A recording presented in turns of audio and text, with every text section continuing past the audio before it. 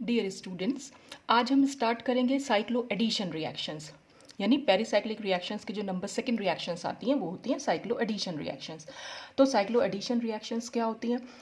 Cyclo addition यहाँ पर आ रहा है। एडिशन मीन्स कुछ ना कुछ जुड़ेगा, यानी कि ये एक रिंग फॉर्मिंग रिएक्शन है, क्योंकि साइक्लो एडिशन इट मीन्स कुछ ना कुछ साइक्लिक कंपाउंड बनेगा।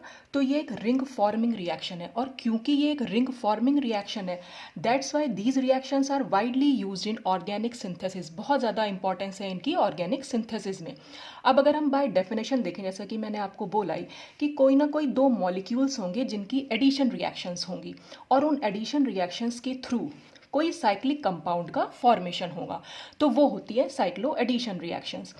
अब हम पढ़ रहे हैं कि पेरिसाइक्लिक साइक्लो एडिशन रिएक्शंस, तो जितनी भी साइक्लो एडिशन रिएक्शंस हैं वो सारी की सारी पेरिसाइक्लिक नहीं होती है नेचर में।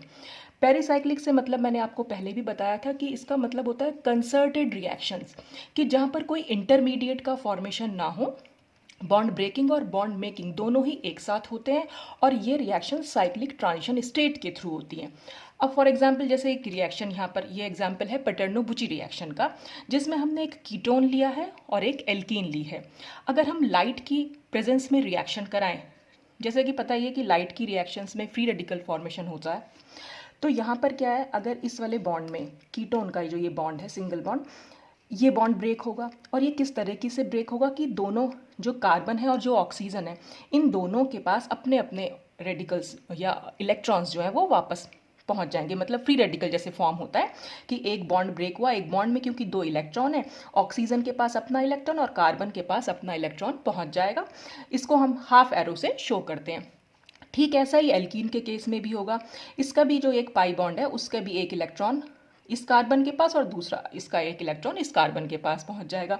अब जब यहाँ पर एक इलेक्ट्रॉन और यहाँ पर एक इलेक्ट्रॉन होगा तो वो आपस में बॉन्ड फॉर्म कर लेंगे, और इस ऑक्सीजन के पास इस कार्बन के पास अपना अपना रेडिकल हम इस तरह से या इलेक्ट्रॉन जो है वो शो कर सकते हैं। तो इस तरह से एक हमारे पास इंटरमीडिएट निकल के आएगा 1,4 डाई रेडिकल, और फिर ये रेडिकल भी आपस में कंबाइन कर जाएंगे और हमारे पास ऑक्सीटेन फॉर्मेशन इसमें देखने को मिलता है। तो ये भी एक साइक्लो एडिशन रिएक्शन है, लेकिन पेरिसाइक्लिक नहीं है नेचर में, क्योंकि पेरिसाइक्लिक में तो साइक्लिक ट्रांजिशन स्टेट बनती है, जबकि यहाँ पर एक इंटरमीडिएट फॉर्म हुआ है।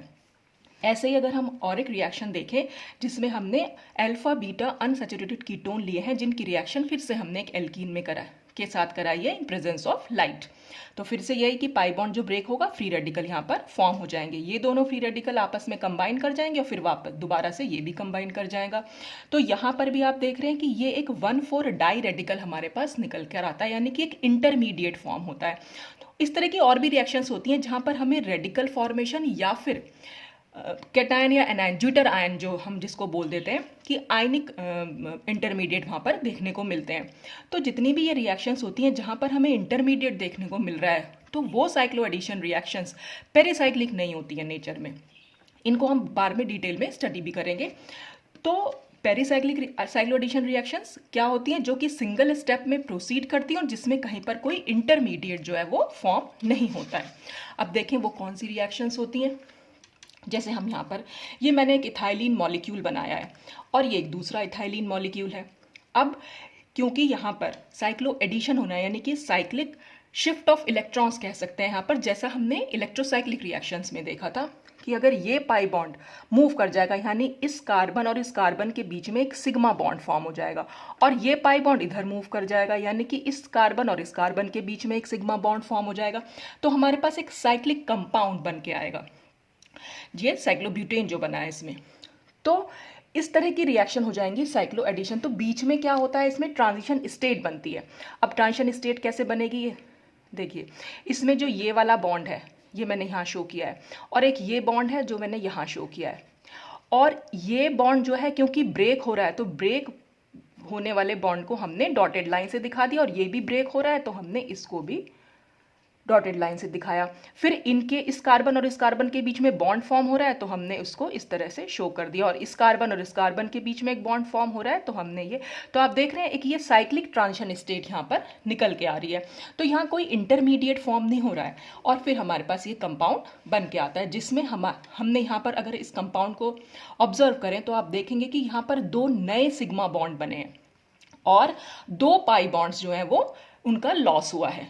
जैसे यहाँ पर दोनों इथाइलिन मॉलिक्यूल्स में एक एक पाई बॉन्ड, यानी हम ये भी कह सकते हैं कि दोनों ही कंपोनेंट्स, ये हमने कंपोनेंट्स जो लिए हैं दोनों ही कंपाउंड्स में एक एक पाई बॉन्ड का कुल मिलाकर जो है 2 पाई बॉन्ड्स का लॉस हुआ है। तो ये एक साइक्लो एडिशन पेरिसाइक्लिक रिएक्शन का एग्जाम्पल हुआ। ऐसे ही अच्छा, यहाँ पर मैंने 2 पाई और 2 पाई क्यों लिखा है ये मैं अभी आपको थोड़ी देर में एक्सप्लेन करूंगी। फिर ऐसे ही हम एक डील-सेल्डर रिएक्शन आपने सुना होगा जिसको हम 4+2 साइक्लो एडिशन भी कहते हैं। यहाँ पर ब्यूटाडाइन और इथाइलिन मॉलिक्यूल के बीच में रिएक्शन होती है। तो क्या होता है, एक पाई साइक्लिक शिफ्ट ऑफ इलेक्ट्रॉन्स हमें दिखाना है, तो ये पाई बॉन्ड इधर शिफ्ट करेगा, फिर ये पाई बॉन्ड यहाँ शिफ्ट करेगा और ये पाई बॉन्ड यहाँ शिफ्ट करेगा। तो यहाँ पर भी जो ट्रांजिशन स्टेट निकल के आएगी, देखिए ये जो बॉन्ड है, ये वाले बॉन्ड सिग्मा बॉन्ड, इनमें कोई चेंज नहीं आया तो हमने इनको एज इट इज बना दिया। अब ये बॉन्ड ब्रेक हो रहा था तो हमने इसको ब्रेक होता हुआ दिखाया। फिर यहाँ पर ये बॉन्ड शिफ्ट हो रहा है यानी कि बन रहा है तो हमने इसको बनता हुआ दिखाया। फिर ये बॉन्ड भी ब्रेक होगा तो हमने इसको ब्रेक होता हुआ दिखा दिया। अब इस कार्बन और इस कार्बन के बीच में एक बॉन्ड बन रहा है और ये वाला बॉन्ड एज इट इज है तो हमने इसको एज इट इज रख दिया।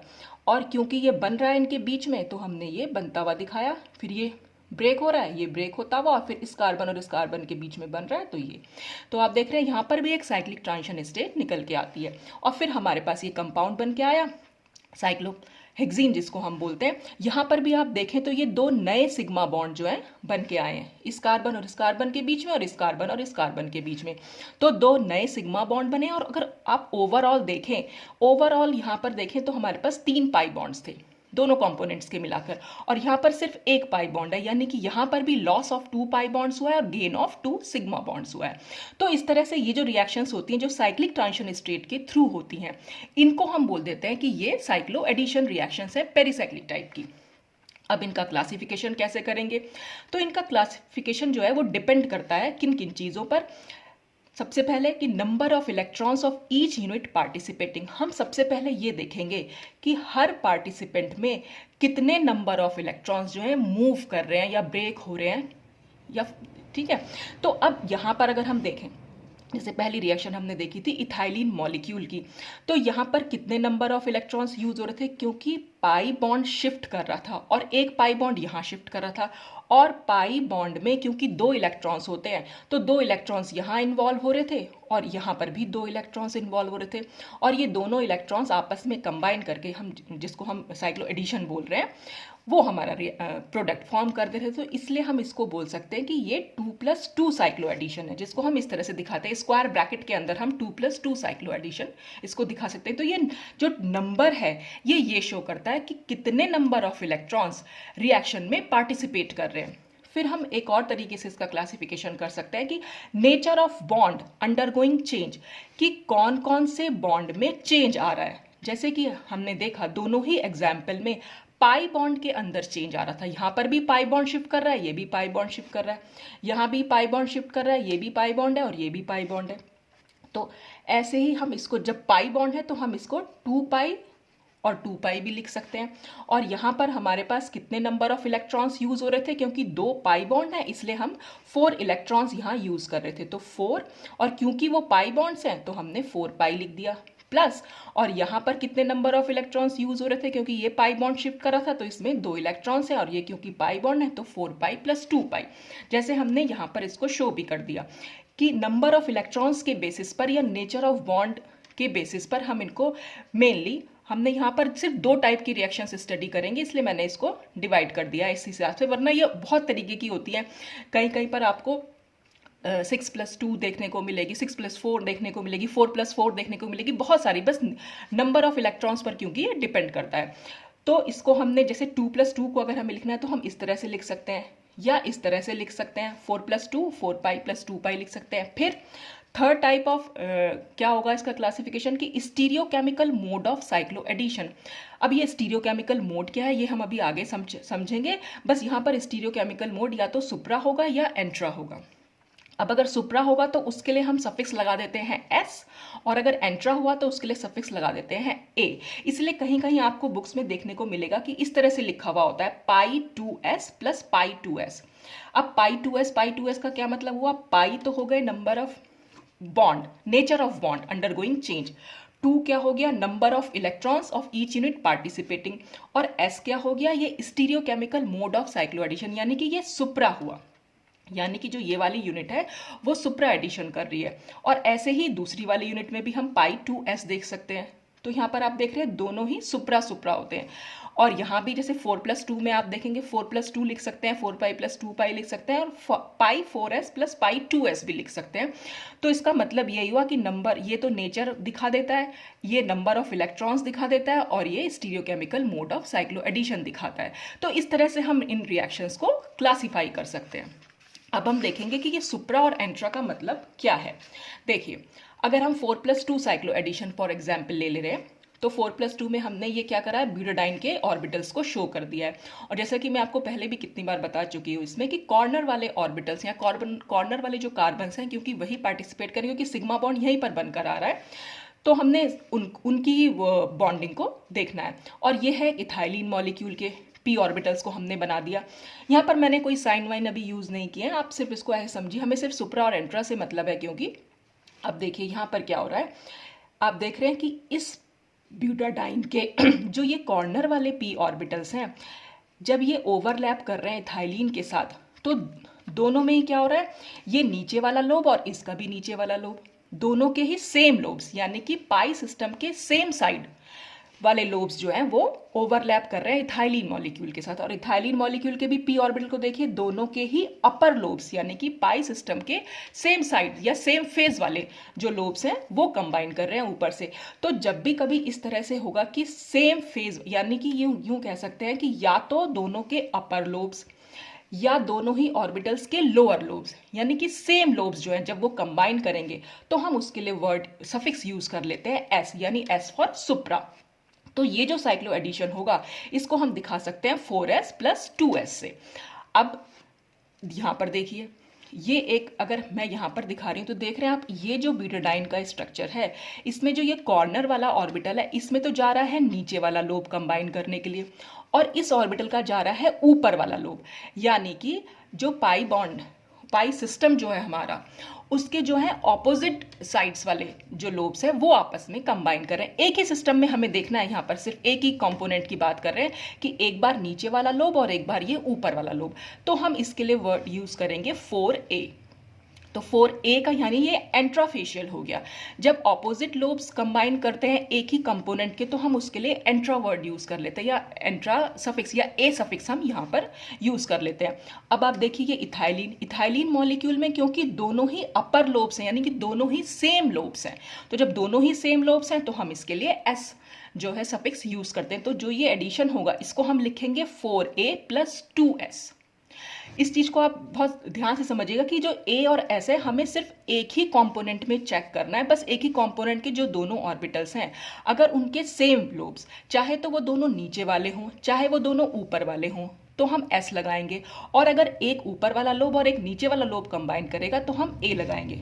जैसे आप देखिए नीचे वाले एग्जाम्पल में, यहाँ पर आप ये देखेंगे ब्यूटाडाइन के जो ये ऑर्बिटल्स हैं कॉर्नर वाले, यहाँ पर तो देखिए अपर लोब जो है कंबाइन कर रहा है इथाइलिन से, और यहाँ पर देखिए नीचे वाला लोब कंबाइन कर रहा है। तो ये एक ऊपर लोब हो गया और एक नीचे, तो इसके लिए हम 4a लिखेंगे। और यहाँ पर भी अगर आप देखें इथाइलिन में ये ऊपर वाला लोब कंबाइन कर रहा है और इसका नीचे वाला लोब कंबाइन कर रहा है, तो ये भी ए कॉम्पोनेंट, यानी कि ये भी एंट्राफेशियल हो गया। तो अब जब हम इसकी टाइप लिखेंगे तो हम इसको लिखेंगे 4a प्लस 2a, यानी कि दोनों ही कॉम्पोनेंट्स में हमने एंट्राफेशियल जो है रिएक्शंस को शो कर दिया है। लेकिन जो साइक्लो एडिशन रिएक्शंस होती हैं वो सुप्राफेशियल होती हैं दोनों ही कंपोनेंट्स में। हम उसको 4a प्लस 2s या 4a प्लस 2a ना लिख के 4s प्लस 2s या 2s प्लस 2s लिखते हैं, क्योंकि दोनों ही कंपोनेंट्स जो हैं वो उसमें सुप्राफेशियल रिएक्शंस होती हैं। तो एंट्रा होती ही नहीं है, लेकिन बस एंट्रा का मीनिंग आपको मालूम होना चाहिए।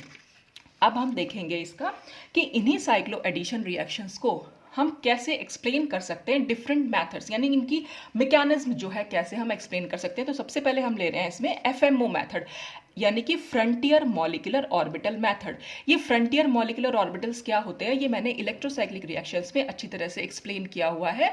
आप चाहे तो प्रीवियस वीडियोस वहाँ पर जाकर देख सकते हैं, मैं डिस्क्रिप्शन बॉक्स में लिंक डाल दूंगी, तो आप चेक कर सकते हैं। हाँ, अब फ्रंटियर मॉलिक्यूलर ऑर्बिटल जैसे कि हमने इलेक्ट्रोसाइक्लिक रिएक्शंस में यूज़ किया था, वहाँ पर हम क्योंकि यूनिमॉलिक्यूलर रिएक्शंस होती हैं इलेक्ट्रोसाइक्लिक, तो वहाँ पर हम सिर्फ मॉलिक्यूल का जो है होमो ले रहे थे, यानी हाईएस्ट ऑक्यूपाइड मॉलिक्यूलर ऑर्बिटल ले रहे थे।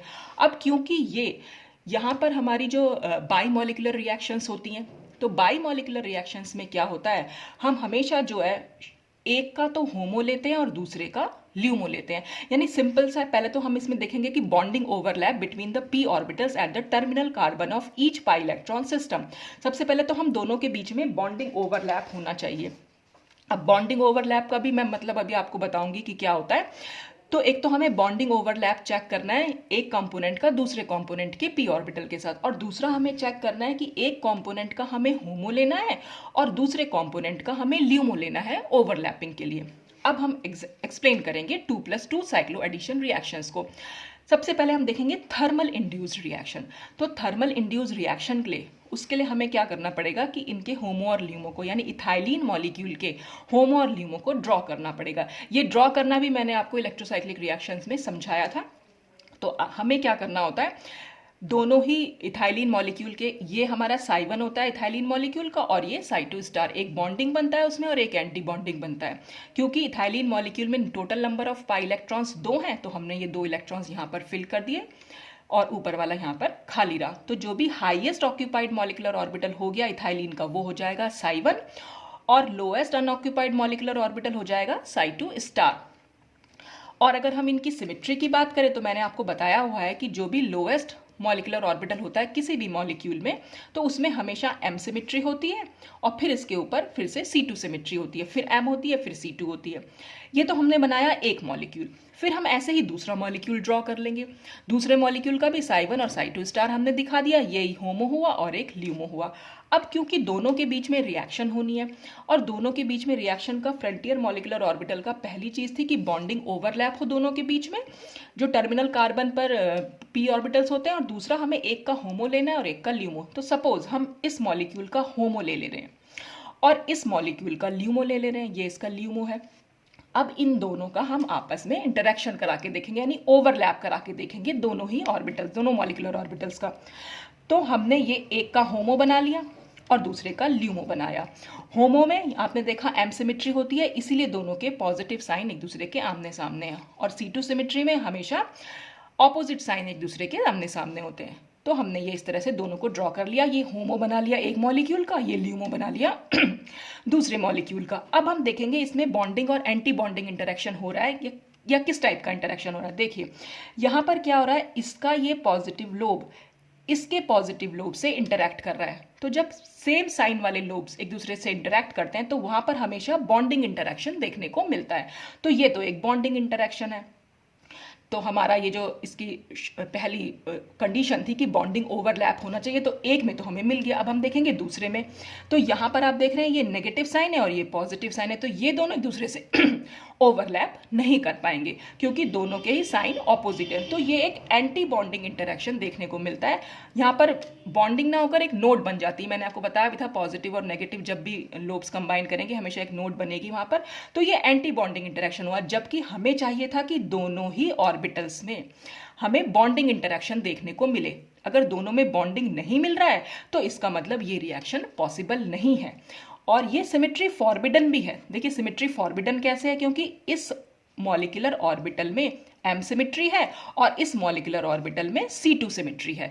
तो इससे हमें ये मालूम पड़ता है कि जब भी रिएक्टेंट जो है आपस में कंबाइन करेंगे तो दोनों रिएक्टेंट में जो उनके हम मॉलिक्यूलर ऑर्बिटल्स ले रहे हैं दोनों में ही सेम सिमेट्री होनी चाहिए। तो वो सिमेट्री अलाउड रिएक्शंस होंगी, यानी वो पॉसिबल हो सकती हैं। और ये सिमेट्री फॉरबिडन रिएक्शंस होंगी जब दोनों की ही सिमेट्री अलग हो गई। तो सिमेट्री फॉरबिडन का मतलब ये हुआ कि जो 2+2 साइक्लो एडिशन रिएक्शंस हैं वो थर्मली इंड्यूस्ड नहीं होती हैं, या हम ये कह सकते हैं कि उनमें थर्मल रिएक्शंस देखने को नहीं मिलती। अब हम देखेंगे ये फोटोकेमिकली इंड्यूस्ड। तो फोटोकेमिकल इंड्यूस तो होंगी जब वो थर्मल इंड्यूस नहीं है तो फोटोकेमिकल इंड्यूस्ड होंगी। अब फोटो इंड्यूस कराने के लिए हमें क्या करना पड़ेगा, एक मॉलिक्यूल तो हमें ग्राउंड स्टेट में ही लेना पड़ेगा और दूसरे मॉलिक्यूल को हमें एक्साइटेड स्टेट में लेना पड़ेगा। तो एक्साइटेड स्टेट हम कैसे बनाते हैं ये मैंने आपको पहले भी समझाया था कि अगर हम किसी मॉलिक्यूल को लाइट प्रोवाइड कर दें तो क्या होता है कि इसका जो इलेक्ट्रॉन है लोएस्ट एनर्जी का वो इलेक्ट्रॉन एनर्जी को एब्जॉर्ब करता है और वो हायर एनर्जी में ऑर्बिटल में वहां पहुंच जाता है, जैसे हमने यहाँ पर शो किया हुआ है। तो ये तो हमारा ग्राउंड स्टेट मॉलिक्यूल है और ये हमारा एक्साइटेड स्टेट मॉलिक्यूल है। तो अगर आप इस मॉलिक्यूल में देखें, इसका होमो तो वही रहेगा जो पहले था साई 1, लेकिन यहां पर अब होमो क्या हो जाएगा, क्योंकि एक इलेक्ट्रॉन ऊपर पहुंच गया है, तो अब ये हो जाएगा इस मॉलिक्यूल के लिए होमो, यानी हाईएस्ट ऑक्यूपाइड मॉलिक्यूलर ऑर्बिटल, जिसको हम बोलते देते हैं एक्साइटेड स्टेट होमो। ये हो गया ग्राउंड स्टेट होमो और ये हो गया एक्साइटेड स्टेट होमो। तो फोटो इंड्यूस्ड रिएक्शंस में हम हमेशा ग्राउंड स्टेट होमो या सॉरी एक्साइटेड स्टेट होमो और दूसरे का फिर हम ल्यूमो लेते हैं। तो अब हम फिर से रिएक्शन कैसे हो जाएगी, क्योंकि अब हम होमो इसका ले रहे हैं और क्योंकि रिएक्शन होमो और ल्यूमो के बीच में होनी है, तो इस मॉलिक्यूल का अगर हम होमो ले रहे हैं तो जाहिर सी बात है इस मॉलिक्यूल का हमें ल्यूमो लेना पड़ेगा। अब हमारा इंटरेक्शन जो है इन दो ऑर्बिटल्स के बीच में होगा और आप देख रहे हैं दोनों ही ऑर्बिटल्स में C2 सिमेट्री है, पॉजिटिव है, यहाँ पर नेगेटिव, दोनों ही ऑपोजिट साइन है, यहाँ पर भी ऑपोजिट साइन है, तो दोनों में ही क्योंकि C2 सिमेट्री है तो ये सिमेट्री अलाउड ही निकल के आएगी, जैसा कि हम नीचे देख भी सकते हैं। तो हमने एक का बना दिया एक्साइटेड स्टेट होमो और दूसरे का ले लिया ग्राउंड स्टेट होमो, ग्राउंड स्टेट सॉरी ल्यूमो।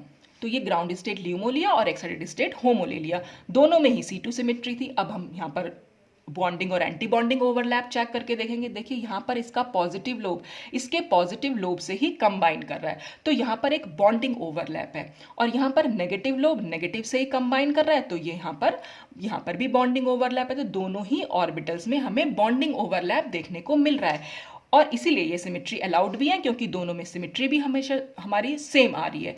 तो इसका मतलब ये कहने का है कि जो हमारी ये 2+2 साइक्लो एडिशंस होता है वो फोटोकेमिकली अलाउड होता है, जिसको हम इस तरह से भी दिखा सकते हैं π2s + π2s, या आप खाली 2s + 2s भी लिख सकते हैं, या आप खाली 2+2 भी लिख सकते हैं।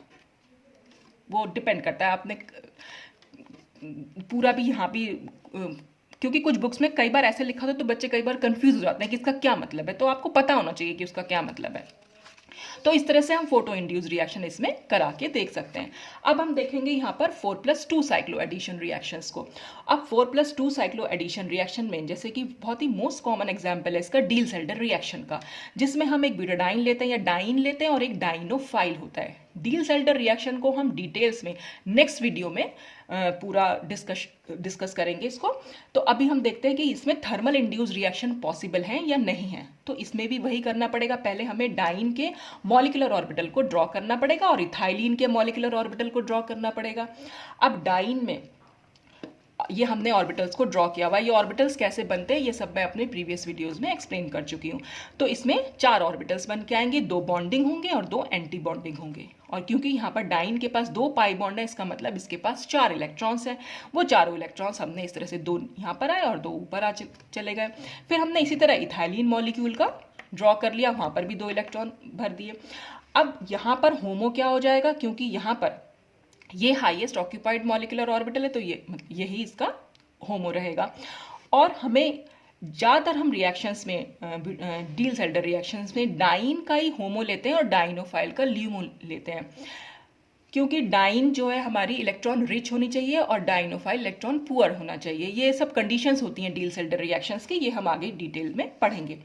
तो हमने डाइन का तो ले लिया होमो और डाइनोफाइल का ले लिया ल्यूमो। तो आप देख रहे हैं होमो में C2 सिमेट्री है और ल्यूमो की भी C2 सिमेट्री है। जब दोनों में सिमेट्री सेम है, इसका मतलब ये रिएक्शन जो है थर्मल इंड्यूस्ड पॉसिबल होंगी, और ये हम इनको करा के भी देख सकते हैं, इनका ओवरलैप। अब हमें यहाँ ऑर्बिटल्स ड्रॉ करने हैं। ऑर्बिटल्स ड्रॉ करने के लिए जब हम यहाँ पर होमो ले रहे हैं डाइन का, तो उसमें देख लिया हमने कि हाँ C2 सिमेट्री आ रही है। C2 सिमेट्री का मतलब हमें जो कॉर्नर वाले लोब्स हैं उनका ऊपर वाले लोब्स को या नीचे वाले लोब्स को हमें ऑपोजिट बनाना पड़ेगा। एक को हम पॉजिटिव बनाएंगे तो दूसरे को नेगेटिव बनाएंगे। और यहाँ ल्यूमो में भी क्योंकि C2 सिमेट्री है तो इसका भी पॉजिटिव और नेगेटिव लोब जाएगा। अब हम इसमें ओवरलैप करा के देखेंगे, तो इसका पॉजिटिव लोब जो है नीचे वाले पॉजिटिव लोब से मिल रहा है और इसका नेगेटिव लोब इसका भी नीचे वाले नेगेटिव लोब से मिल रहा है। तो इसका मतलब यहाँ पर सिमेट्री अलाउड रिएक्शन है, क्योंकि दोनों ही C2 सिमेट्री है। तो इस तरह से ये रिएक्शन पॉसिबल हो सकती है, जिसको हम इस तरह दिखा भी सकते हैं कि ये डाइन बना ये डाइनोफाइल बनाए और थर्मली अलाउड रिएक्शंस होती हैं। 2+2 साइक्लो एडिशन हमारा फोटोकेमिकली अलाउड निकला था और 4+2 जो है वो थर्मली अलाउड निकला।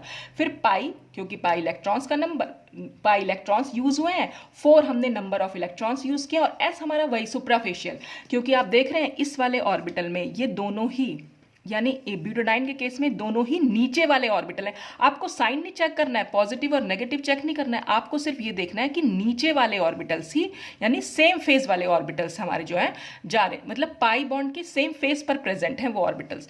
और ऐसे ही यहाँ पर इथाइलिन के दोनों ही ऊपर वाले ऑर्बिटल्स कंबाइन कर रहे हैं, क्योंकि सेम ऑर्बिटल्स कंबाइन कर रहे हैं, एक ऊपर या एक नीचे नहीं हो रहा है, दोनों के दोनों ऊपर हैं और यहाँ पर दोनों के दोनों नीचे हैं, इसलिए ये 4s + 2s साइक्लो एडिशन यहाँ पर इसको हम कह सकते हैं।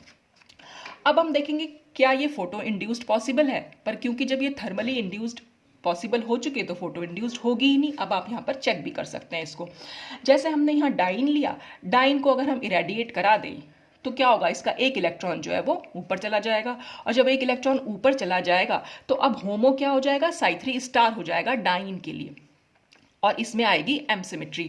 और क्योंकि हम होमोडाइन का ले रहे हैं तो हमें डाइनोफाइल का ल्यूमो लेना पड़ेगा, और ल्यूमो में हो जाएगी C2 सिमेट्री। तो इसके होमो और ल्यूमो का इंटरेक्शन दिखाना है, क्योंकि दोनों में सिमेट्री ही अलग अलग है, इसलिए यहाँ पर ये रिएक्शन पॉसिबल हो ही नहीं पाएगी। तो अब आप यहाँ पर देखिए, हम यहाँ दिखा भी सकते हैं, हमने ये ले लिया डाइन का होमो, और डाइन के होमो में क्योंकि एम सिमेट्री थी तो इसलिए हमने दोनों के पॉजिटिव साइन को ऊपर और नेगेटिव साइन को नीचे दिखा दिया, मतलब दोनों के सेम साइन ले लिए कॉर्नर वाले ऑर्बिटल्स में। और क्योंकि डाइनोफाइल के ल्यूमो में हमें यहाँ पर C2 सिमेट्री थे, हमने इसको C2 सिमेट्री के हिसाब से बनाया। फिर हम देखेंगे इनके बीच में किस टाइप का ओवरलैप है, तो ये नेगेटिव ओवरलैप, नेगेटिव जो लोब है वो इसके नेगेटिव लोब से ही कंबाइन कर रहा है, तो यहाँ पर ये बॉन्डिंग ओवरलैप हुआ। और यहाँ पर ये नेगेटिव है और ये पॉजिटिव है, तो यहाँ पर ये एंटी बॉन्डिंग ओवरलैप हुआ, और चाहिए थे हमें दोनों में ही बॉन्डिंग ओवरलैप, और तो इसलिए ये रिएक्शन फोटो इंड्यूस नहीं हो सकती है। और वैसे भी दोनों की सिमेट्री अलग अलग है, इसलिए ये सिमेट्री फॉरबिडन है। तो जो भी हमारी ये 4s + 2s हैं, ये थर्मली तो अलाउड होंगी, लेकिन फोटोकेमिकली ये अलाउड नहीं होंगी। अच्छा, अब देखिए, अगर मैं यहाँ पर ये पॉजिटिव लोब को इसके पॉजिटिव लोब से कंबाइन कराऊं तो आप देख रहे हैं तब ये रिएक्शन पॉसिबल हो सकती है। कैसे, देखिए यहाँ पर क्या हुआ, अब हम इसको लिखेंगे कैसे, लेकिन ये 4s + 2s नहीं है, क्योंकि यहाँ पर ये नीचे वाला लोब कंबाइन कर रहा है और यहाँ पर ये ऊपर वाला लोब कंबाइन कर रहा है, तो इसका मतलब ये हो गया 4a और 2 तो ऐसे ही रहेगा क्योंकि दोनों ही ऑर्बिटल हैं। तो 4a 2s यहाँ पर थर्मली अलाउड निकल के आ रही है, थियोरेटिकली पॉसिबल है, लेकिन प्रैक्टिकली पॉसिबल नहीं है। क्यों? क्योंकि ये कॉम्बिनेशन जो है, अब ये ऊपर वाला लोब इसके ऊपर वाले लोब से कंबाइन कर ले, क्योंकि डिस्टेंस बहुत ज़्यादा है, तो ज्योमेट्रिकली फीजिबल रिएक्शन नहीं है। ये प्रॉब्लम होगी यहाँ से यहाँ तक ओवरलैप करने में, इसे डिस्टेंस बहुत ज़्यादा है तो ओवरलैप नहीं हो पाएगा। तो थियोरेटिकली तो हम कह सकते हैं ये पॉसिबल है फोटोकेमिकल, लेकिन ज्योमेट्रिकली क्योंकि फीजिबल नहीं है तो इसलिए रिएक्शन फीजिबल नहीं होती है। इसीलिए हम कह रहे हैं कि साइक्लो एडिशन रिएक्शंस में दोनों ही कंपोनेंट्स में हमें सुप्राफेशियल इंटरेक्शन देखने को मिलता है, और इसी बेसिस पर हम इनके सिलेक्शन रूल्स भी बना सकते हैं। अब सिलेक्शन रूल्स में क्या हुआ, देखिए यहाँ पर सिस्टम फिर से वही निकल के आ रहा है, 4n और 4n + 2, लेकिन हमने तो पढ़ा 2+2 साइक्लो एडिशन, 4+2 साइक्लो एडिशन, तो अब हम कैसे पता लगाएंगे कौन सा 4n है और कौन सा 4n + 2 है। तो आपको करना कुछ भी नहीं है, हमने सबसे पहले देखा था 2+2 साइक्लो एडिशन। अब 2+2 साइक्लो एडिशन में नंबर ऑफ पाई इलेक्ट्रॉन्स हमें कुल मिलाकर काउंट कर लेना दोनों ही कंपोनेंट्स में। तो दोनों ही कंपोनेंट्स में पाई इलेक्ट्रॉन्स कितने हो गए, ये इलेक्ट्रॉन्स का नंबर ही शो करता है, तो जो भी नंबर यहाँ लिखा हुआ दोनों को आपस में ऐड कर दिया, तो यहाँ पर आ गए 4 इलेक्ट्रॉन्स, और 4 इलेक्ट्रॉन्स हमेशा एक 4n पाई सिस्टम होता है। ऐसे ही अगर हम देखें 4+2 साइक्लो एडिशन, फिर हम इन दोनों नंबर को प्लस कर देंगे, ये हो गया 6 इलेक्ट्रॉन, और 6 इलेक्ट्रॉन होता है हमारा 4n + 2 पाई सिस्टम। तो इस तरह से जो भी नंबर आपको लिखा हुआ आ जाए, जैसे मान लीजिए 4+4 साइक्लो एडिशन हो, तो 4+4 में क्या हो जाएंगे 8 इलेक्ट्रॉन, और 8 इलेक्ट्रॉन वाला सिस्टम भी हमारा 4n सिस्टम होता है। या आ जाए 6+4 6+4 कितने हो जाएंगे 10 इलेक्ट्रॉन। 10 इलेक्ट्रॉन वाला हमारा होता है 4n+2 पाई सिस्टम। तो इस तरह से आप 4n पाई सिस्टम और 4n+2 पाई सिस्टम को निकाल सकते हैं। तो आपको सिर्फ ये करना है, जो भी नंबर यहाँ प्लस के साथ दिए हुए हैं आपको उन नंबर को ऐड करना है और उसे 4n और 4n+2 में रख के देखना है, फिर आप निकाल पाएंगे कि वो 4n पाई सिस्टम है या 4n+2 पाई सिस्टम है।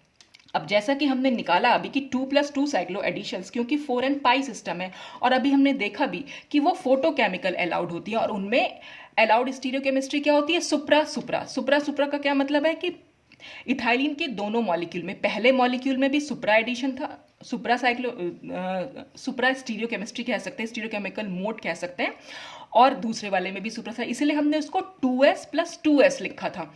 और ऐसे ही 4n+2 पाई यानी कि 4+2 साइक्लो एडिशन जो था वो एक 4n+2 पाई सिस्टम है।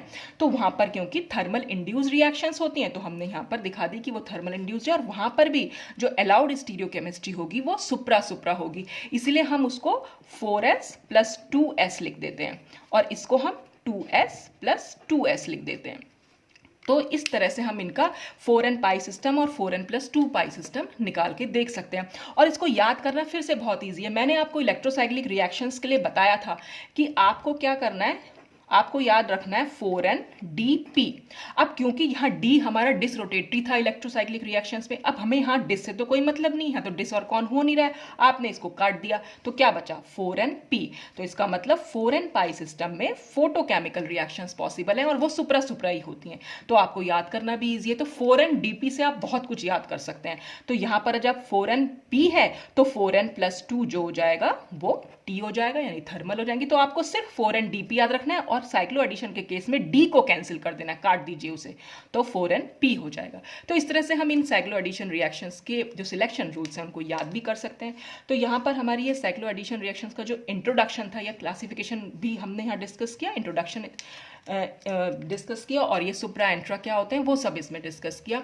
अब नेक्स्ट वीडियो में हम डील-सेल्डर रिएक्शंस को डिटेल में पढ़ेंगे, कैसे होती है, इनकी क्या मैकेनिज्म है, क्या क्या स्टीरियोकेमिस्ट्री हमें यहाँ चाहिए होती है, प्रोडक्ट की स्टीरियोकेमिस्ट्री पर क्या फ़र्क पड़ता है, ये सब कुछ हम नेक्स्ट वीडियो में देखेंगे। आज के लिए बस इतना ही। Thanks for watching.